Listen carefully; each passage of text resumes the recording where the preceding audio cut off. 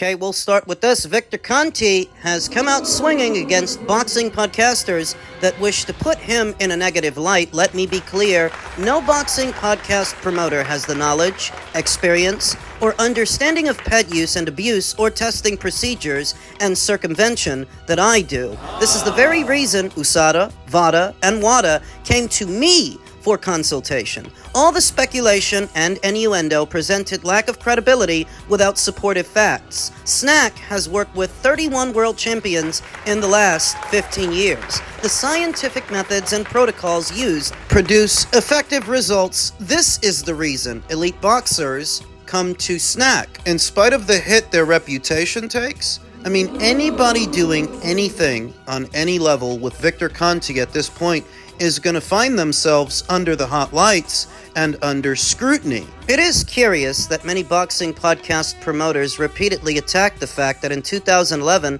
I provided info to VADA about testing circumvention methods being used and made introductions to people at WADA so that VADA could begin testing at WADA-accredited labs. But they do not scrutinize the fact that I provided consultation to USADA in 2005 and WADA in 2007. Some of my suggestions have been incorporated into the WADA testing procedures currently being utilized. And this is how Victor means to explain his continued presence in organized sports in spite of his sketchy past. That now he's on the good guy's side, where before he was helping athletes cheat, now he's helping the powers that be catch the cheaters. At least that's his version of it, and you can make of that what you will. In my opinion, Fanon, Showbiz the Adult, and Manager Marty are the top 3 most hateful and toxic podcasters online. Notice that almost every single post they make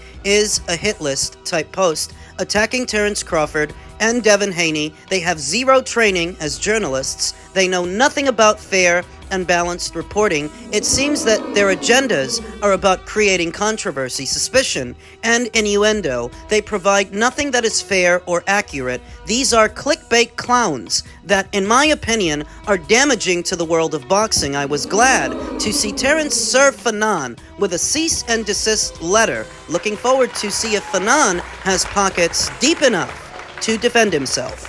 We talked about that a few days ago, that Fanon was issued a cease and desist letter for insinuating that Terrence is doping. But where does freedom of speech begin and where does it end? Where does it become slander? Where does it become libel? Where does it become defamatory? If Fanon thinks that Terrence is doping, is it a crime for him to say that? Are you defending Fanon? Heavens, no. I'm just thinking aloud because thinking's allowed. It's a legitimate question.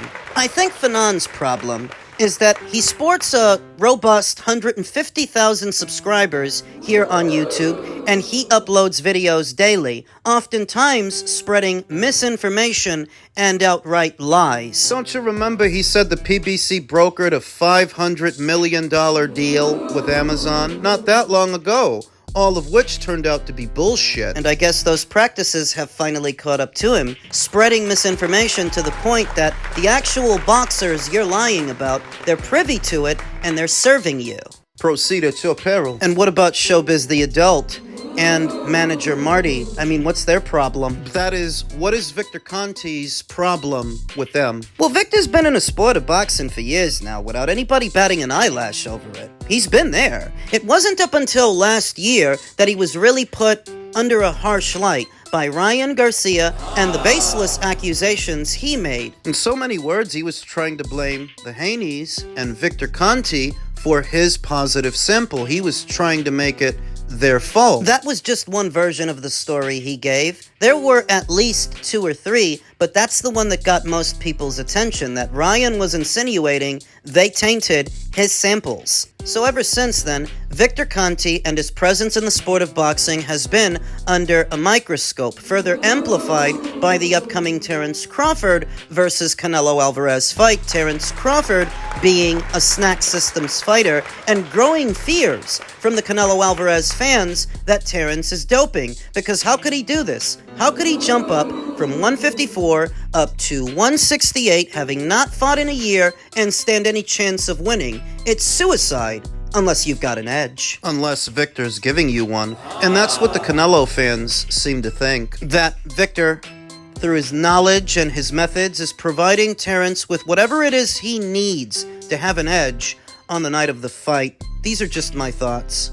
The entire argument is silly to me because Canelo Alvarez himself is a fighter who's already tested positive for a banned substance. So at the very worst, if Terence is doping, that puts them on an even keel. That if what you're afraid of is Terence is using stuff that he ain't supposed to be using, well, Canelo already got caught using stuff, and I don't want to hear about the tainted beef. It's too convenient an explanation. If you ask me what I think Canelo is doping. I think Terence might be. I think a lot of the top-level athletes. We've been all through that. Where Victor's criticism of podcasters comes into it is they chose a very convenient time to start going after him and start going after SNAC. They're only doing so for clicks. They're not doing it because they want a cleaner sport. They're doing it because they want you and me to watch their videos. In this digital era, there is less of an emphasis on accuracy and fair reporting, and more emphasis on speed, timing, and controversy to muster up views, to muster up metrics. You say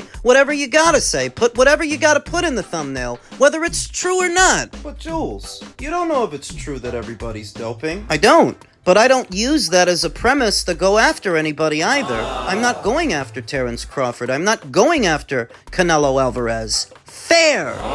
That's called being fair. Expressing that is not a crime. But when you do what Fanon does, and these are very big channels, by the way, much bigger than this one, regularly spreading lies, misinformation, and innuendo. Shamelessly. I mean, correct me if I'm wrong, but Showbiz the Adult was the same guy who was asserting Ryan Garcia's innocence in spite of his positive test, so that he can now go after Terence Crawford? Who never failed the test. Who never popped hot for nothing. They are using doping in the sport of boxing at their own leisure to tear down whoever they want to tear down. Personally, I think that everybody's doping, right? Right. But if I were going to go after somebody on that premise, I would sooner go after the guy who actually popped hot and not a guy who didn't. That doesn't even make sense. So what do Fanon, Showbiz the Adult, and manager Marty have in common? They're all Errol Spence Jr. fans. They all picked Errol to win that fight, and they're still mad 2 years later that he didn't. That's what they have in common, along with being YouTubers that use their YouTube channels to still tear down Terence Crawford. Now it's for this. Now they want to accuse him of doping. They picked a very convenient time to do it, though it makes absolutely no sense because Canelo's already popped hot. So at the very worst, if Terence is doping, that puts him and Canelo on an even keel. What are you complaining about? As I said, you know, Eddie Hearn told me there is no way this fight's going forward on any different type of tonight because he has a fighter that he wants after to go on a fight, Ryan Garcia, Rolly Romero, and whatnot. So he's trying to protect him. When Chris does the job, they can have no excuses. And as I said, Chris needs to get the credit of beating this guy twice. And Chris is a guy that's been in the ring with Liam Smith twice. It's going to be Conor Benn twice. James DeGay, George Groves. He's been in the ring with most of the guys in and around his weight in his era. He's done a lot. He needs to start getting the credit and not just, he just fights for money. He's just living off father's name. No, Chris is a guy that does fights that the public want to see. Sometimes in terms, ideally, not highly events. That because he knows it's a fight, the public going to see. Again, he'll do what it takes to do the fight. And we get the victory, and he needs his credit. I don't know how much credit I'm supposed to give Chris Eubank Jr., who's already naturally bigger than Conor Benn and more experienced as a fighter. How much credit am I supposed to give him for winning that fight? Perhaps winning a second. And I enjoyed the first. It was thoroughly entertaining. But how much credit am I supposed to give Chris? Eubank Jr.'s manager Napper confirms. The weight stipulations will be the same for the rematch, and why shouldn't they be? You're still fighting someone who is naturally smaller than you are. If you don't want to deal with any of that stuff, then fight somebody at your own weight, like Erislandy Lara or Yanni Kanalai. You don't have to do this, you choose to. And it's not because of what Napper says. It's not simply put because it's a fight that the fans want to see. It's because overall, it is a less dangerous fight than fighting a Yanni Beck, for example, and it pays better. So let's not all of a sudden paint Chris Eubank Jr. out to be this altruistic boxer that does it all for the fans. He does it all for his bank account. He does it all for himself. And I don't even hold that against him, but it's the gaslighting that bothers me. What do you think we are, morons? He won the first fight, and good on him. But he had advantages. He was naturally bigger, more experienced at the weight, so the least you can do is win. And you can't bring up how rigorous the weight cut was, how hard that was on you when you're the one that signed up for it. You knew what it meant if you took on that fight, and you signed on anyway. If you don't want to deal with that kind of stuff, you never had to. Does he win the rematch? I'm not sure. Chris Eubank Jr. is getting on in age. Conor Benn is still young. Conor Benn is entering his prime if he's not there already. And another weight cut like that might be one too many for Chris Eubank Jr. Now currently, the Benns hold no recorded wins over the Eubanks. Not Nigel and not Conor. But all that could change later on this year if they fight for a second time. Chris is once again gambling the family legacy, the family name, in an effort to line his pockets with more money, because it's a big fight. It's still a big fight, but after the first one, he could have took it and ran. You don't have to do a rematch. You're choosing to do a rematch, and it's not because that's what the people want. It's not for them, it's for your bank account. So if it goes sideways the second time out, you have no one to blame but yourself. It's not some selfless act, and Chris Eubank Jr. doesn't suddenly become a civil servant because he wants another payday. Give me a break. Were you surprised of all the backlash that you got with picking Lima, or when that list came out of opponents that supposedly Eddie Hearn has offered to face you on October 11th? I was surprised, yeah, because that's not like who we wanted. You know, I asked for, Ramos and Chuck and all those other guys, and Lima was the only one that was available that took it. Everybody else either injured or got a fight coming up or mandatory. And like I said before, I'm glad somebody, I'm glad Lima took it, and he a top 10 guy, IBO champion. So, we're gonna handle him, get him out the way, and then, on to the next. We're gonna get busy. Really does go from bad to worse with this guy, doesn't it? Another case of he said, she said, brought to you by Boots Ennis and his team, because where he says that they went after Ramos, Jesus himself says, wrong Ramos. He sent my uncle, Abel, who fights at 147, an offer to fight at 154. My uncle was available, but not for a BS offer with everything stacked against him. He played it smart by just saying Ramos, though. So if we are disappointed, it's at ourselves, because I guess we all assumed that Boots going to 154, he would fight the Ramos that's at 154. He would go after Jesus. They do it to themselves. Team Ennis has a penchant for using other fighters' names to further their reputation. It all started with Terrence Crawford at 147, but when push came to shove and they got an offer to fight, They rejected it. I remember many months later, Ennis tried to say that Virgil avoided them, that Virgil didn't want to fight them, when later reports indicated the opposite. They rejected a fight with Virgil. And now this. You throw in Jesus Ramos' name around. Or his uncles. Whoever.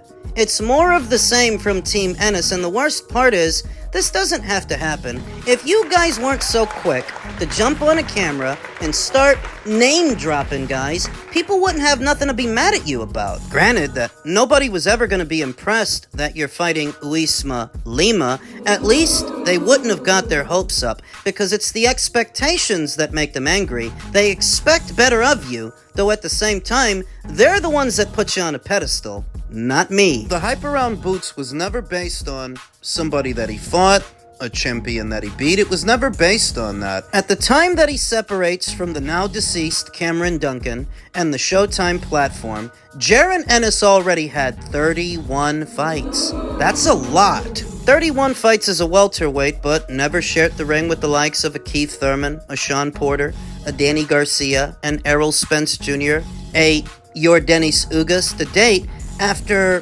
34 fights in the welterweight division, all he really has to show for it is a win over Eamon Testanionis, and that's a solid win. But it doesn't look like much when you consider how long Boots was at welter and how many fights he had there. Now, the junior middleweight division is an even deeper division than today's welterweight division. There are any number of good fights to make, a Jesus Ramos fight among them, so that every time you get out there, if you're not fighting one of the somebodies and one of the more solid fighters at the weight, it's going to be that much more noticeable, because this is too deep a division for you to keep doing the same thing, fighting the same caliber of fighters. This division is too deep, too densely populated. In my previous video, I said that my expectations for Boots were already kinda low, so I'm gonna give him grace. But it's getting harder and harder to do that the more that comes out, because by all rights, you should be fighting a Jesus Ramos or a Brian Mendoza, somebody who's been in there with the somebodies. Do we gotta wait another 34 fights before he fights somebody with a pulse? It's the thing about American fighters, though, isn't it? They are often overhyped, because the amount of hyperbole in association with Boots during his time at welter was always unwarranted. He didn't do anything to get the vote of confidence that he got. Beat anyone. So that when he doesn't live up to the hype, you guys shouldn't have hyped him up in the first place. You're the ones that did it. You set the precedence for all these expectations that he is not living up to. A fighter taking his time at a new weight and not jumping into the deep end right away, that's actually pretty normal. More often than not, that's how it's done. But you're expecting more from Boots. Why? What did he ever do to warrant this vote of confidence?